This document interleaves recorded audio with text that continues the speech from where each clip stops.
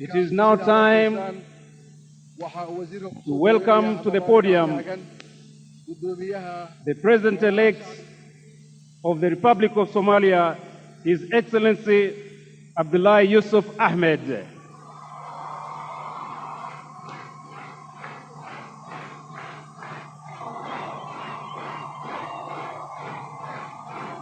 We are now escorting His Excellency, the President-elect, to take the oath of office, and we're escorting him to the podium.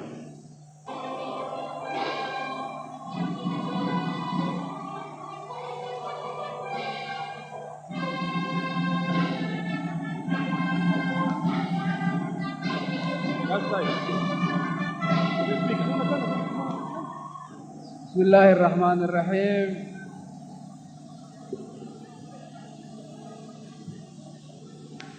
Anigoo Abdullahi Yusuf Ahmed. Abdullahi Yusuf Ahmed. loona doortay madaxweynaha Jamhuuriyadda Soomaaliya. Layna doortay madaxweynaha Jamhuuriyadda Soomaaliya. Waxaa iga wallaahiya. Waxaa igu wallaahiya. Iga billaahiya.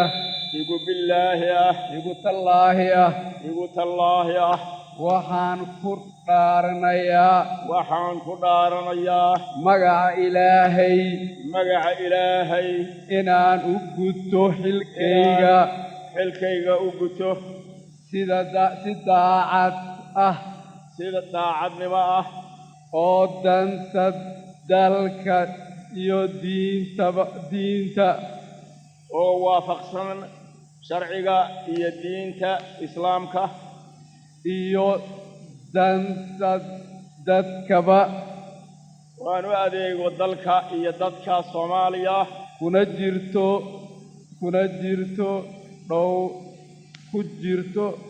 dhowrana ahdiga oo si buuxda u dhowra ahdiga Soomaaliya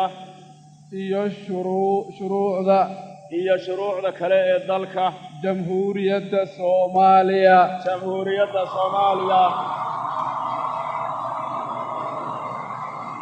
wabillahi tawfiiq.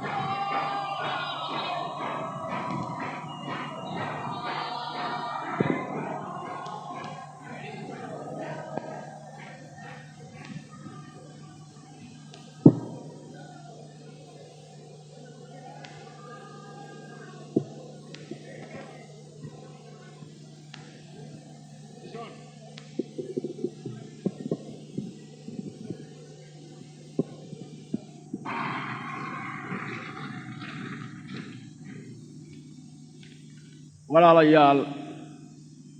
waxaynu soo marray 14 sannadood oo burbur dagaal dhiig daata qaxooti iyo shidaynu ku jiray muddadaa dheer wixii ina gaaray waa ogsoonnahay waana ka xunnahay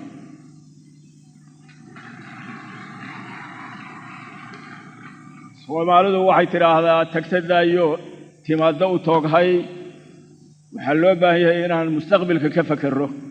mustaqbalka Soomaaliya iyo sharafta iyo karaamada ummadda Soomaaliyeed inaynu ka fakerraa loo baahan yahay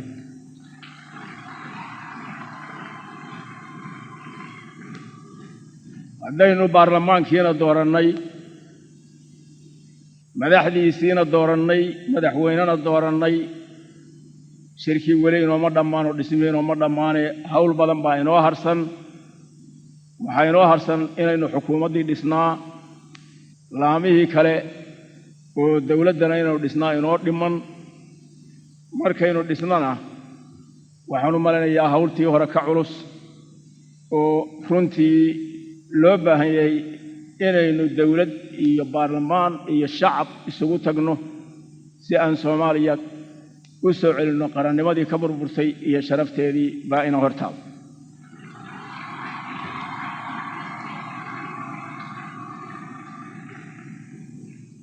waxaynu wada ogsoonnahay in loo baahan yahay inaynu qarankeenii dib u soo dhisno hawlaha ina hor yaalna waxa ugu horeeya waa dhismaha qaranka heerka ugu sarreeya oo baarlamaanka ah ilaa meesha ugu hooseysa oo ah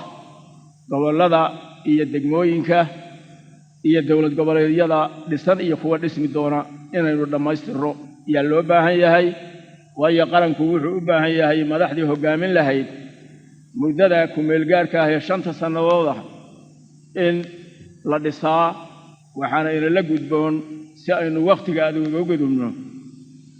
xukuumadda aynu dhisaynaa inay noqoto mid karti leh oo fulin karta dhibaatooyinka badan oo Soomaaliya haysta sidii looga gudbi lahaa fulin karta baa loo baahan yahay inaynu dhisno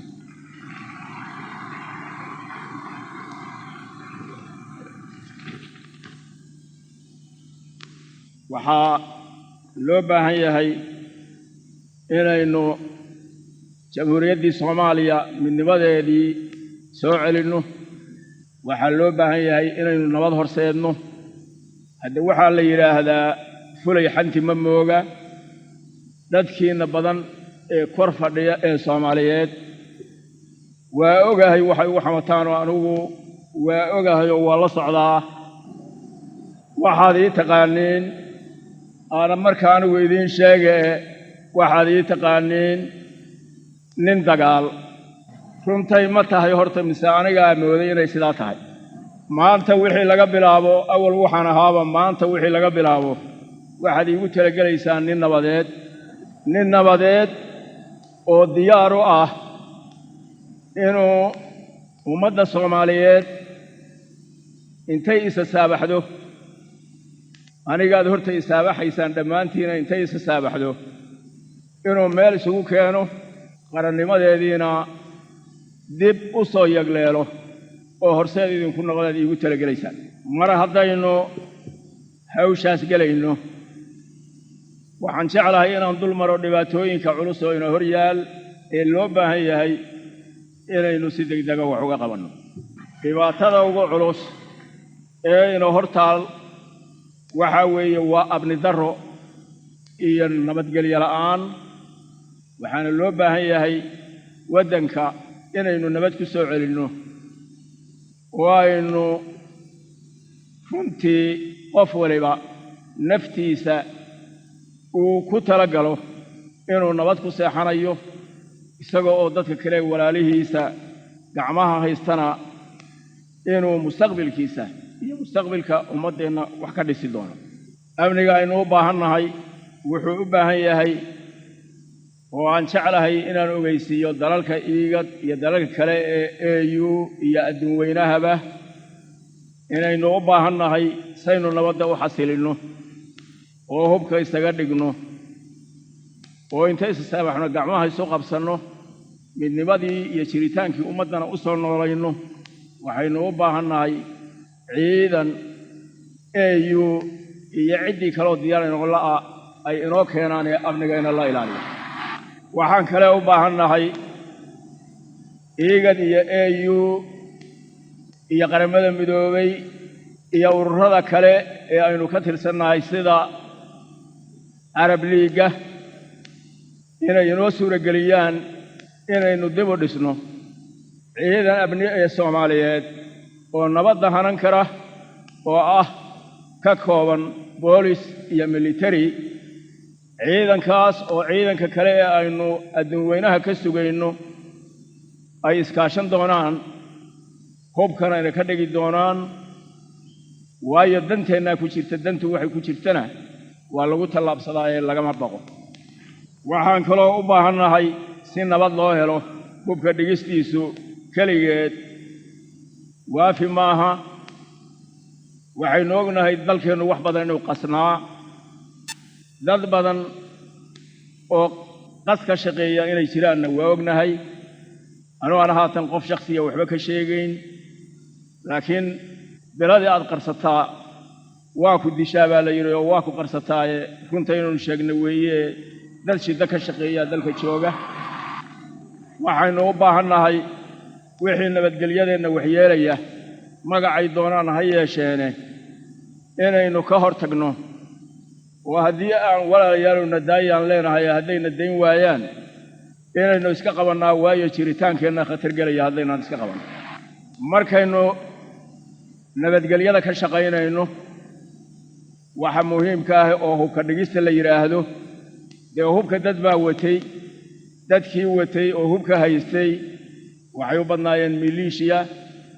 qolyo kalena waa jiraan magacooda haatan halka ka sheegi mayee oo iyagu laftigooda sida urura u dhisan waxaa loo baahan yahay hubka markii laga dhigo iyaga laftigoodu Soomaali bay ka dhasheen oo Soomaali weeye inaan suuqa lagu sii dayn in shaqada markii hubkii ay iska dhigaan in dhaqan celin loo sameeyo la jiheeyo amal ay ku shaqaystaan la baro bulshada ay ka mid noqdaan markaan ka hadlo arrinta la xiriirta dib u heshiisiinta waxaynu u baahannahay walaalayaal dagaalkaynu soo marray ee sokeeye anigu wax badan baan dagaal ku jiray markaan maanta runta caddeeyo dagaalka hubaysan raggii bilaabay madax baanu ahaa 25 sano ka hor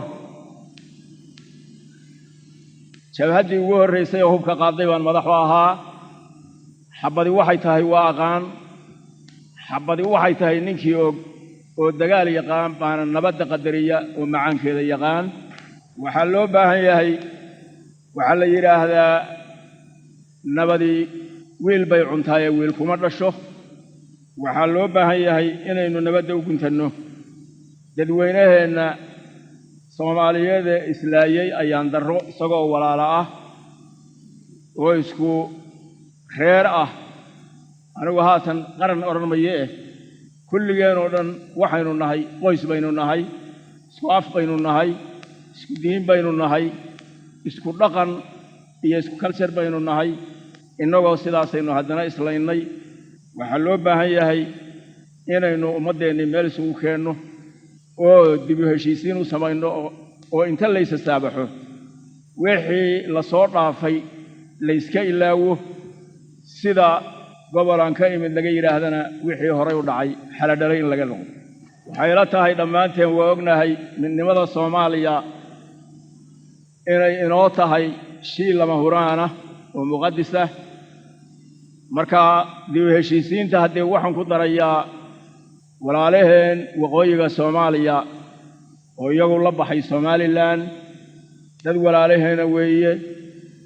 dad runtii aan aad kolley anigu nin baan ahay idinkana waa filayaa aan uga xanuunsanayo wixii dhibaato hore u gaaray weeye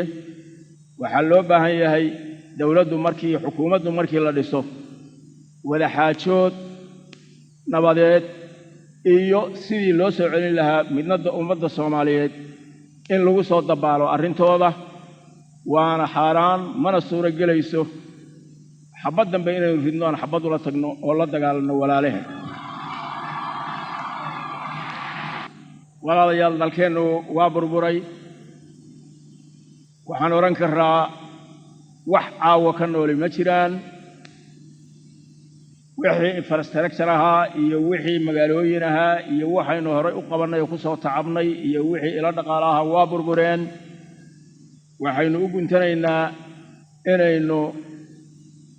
dib u dhis inaynu gallo muddo dheer ina ka qaadan doono waayo dalku waxba kuma noola laakiin inaynu dib u dhis gallo lama huraan weeye haddii kale qarannimadeennu taabagal noqon mayso arrimaha aan kor ka sheegay oo ah dhismaha qaranka oo ah arrimaha amniga oo ah arrimaha dib u heshiisiinta iyo dib u dhiska inoo socon mayaan oo dawladdeenu dhisannaa keligeed kuma filla waxaan markaa sidaa darteed rajaynaynaa adduun weynaha oo dhammi inuu inoo soo gurmado oo gacan buuxda ina siiyo sidii aynu jamhuuriyadda Soomaaliya uga dhigi lahayn waxay ahaan jirtay jamhuuriyad xora gobolkan wax ka degan walaalaha kale ee gobolka inala deganaa iyadoo la siman wax la qabsata ay wada shaqeeyaan isna kaashadaan Soomaaliya intay xor noqotay anigu hana qaad baan ahay waa joogay haatan yar maahi 44 sano ka hor waa joogay oo sarkaal ciidamada ahaa 44 sano gudahooda waxa ka dhacay gobolkeena waa ka warqabaa waxaan rajaynayaa gobolkaani xasilooni waarta inuu helaa inuu gacmaha isqabsadaa inaan walaalaha kale aynu dariska nahay ee gobolkeena la jooga innagoo mid ah ka wada shaqaynaa mustaqbalka gobolka iyo amniga adduun weynaha intaba waxaan jeclahay haddaad ii saabaxdaan inaan ku celiyo waxaan hore u yidhi Soomaaliduna waxay tiraahdaa hadalka haddaad doonayso in la fahmo ama waa lagu dheeraystaa amba waa lagu celceliyaa waxaan jeclahay inaan dalalka Afrika iyo adduun weynaha oo dhan anoo wakiil idinka aan codsi u soo jeediyo inay isla keen garab taagaan ciidan abni dhaqaale dawladda ku shaqayso iyo aqoonsi diblomaatiga ilaa haddaan layna aqoonsanayn markaa sidii waxaan jirin oo kale aynu nahay dadweynaha Soomaaliyeed waxaan u soo jeedinayaa codsiga ah wixii maanta ka bilowda walaalayaal waxa laynaga doonayaa qarankeena inaynu dib u dhisnaa qarankuna wuxuu inoo dhismayaa dawladda aynu haatan dhisayno yagleelayno dadweynuhu hadduu la shaqeeyo oo inta hubka iska tiiriyo iska dhigo gacan buuxda ku siiyo waxqabadkii dawladda si dalka aynu uga sabata bixino burburka iyo dhibaatada waxaan idinka codsanayaa inaad iska ilowdaan waxaad hore u soo marteen wixii idin kala gaaray waxaan rajaynayaa dhammaanteen inaynu innagoo wada soconna aynu soo afjaraa dhibaatada ina ka dhex dhacday ee muddo dheer jirtay waxaan xusuusnahay hadda anoo xabsi fadhiya heesaan dhegaysan jiray anoo xabsi fadhiya heesaan dhegaysan jiray fanaaniintii raadiyo muqdisho waxay oran jireen dumar iyo ragba ina soo dareershay oran jireen marka aan u dareerno nabad walaalnimo saabaxaad iyo qarannimadii Soomaaliyeed sidaynu u soo noolayn lahayn waxaan hadalkayga ku soo gabagabeynayaa waxaan filayaa berri waasoon walaalayaal waxaan idin leeyahay Ramadaan Kariim waana mahadsantiin si aad ula socotid mar walba muuqaalada cusub ee soo socda subscribe ka taabo gambaleelkana furo